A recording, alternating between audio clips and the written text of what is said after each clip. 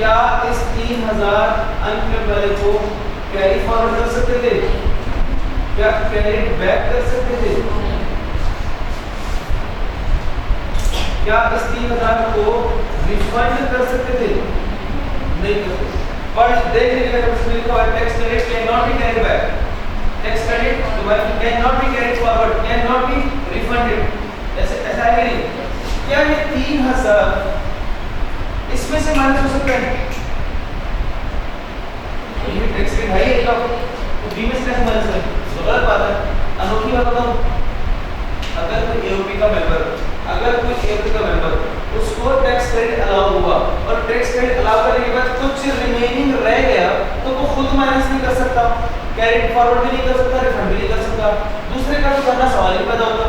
लेकिन वो एओपी की टैक्स लायबिलिटी में से माइनस कर सकता है। यहां से ये 3000 माइनस हो सकता है। कितनी एओपी की टैक्स लायबिलिटी हो जाएगी?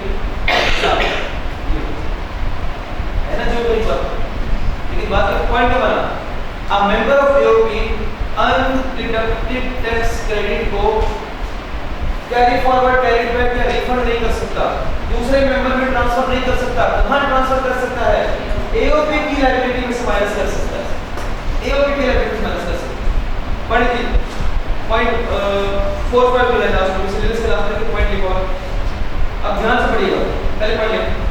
Where the person is member of AOP, क्या देखो, person is member of AOP, person is member of AOP and any excess credit की साथ अमाउंट कितनी है? 3000। इस 3000 का नाम क्या है?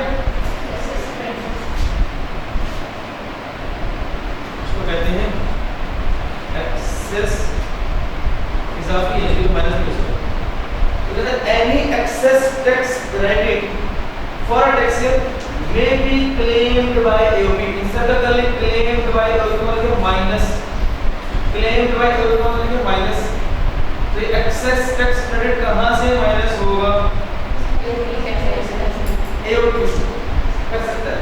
अच्छा इसके लिए क्या करना है? कुछ रखते हैं कहता for this for availing this benefit the member and association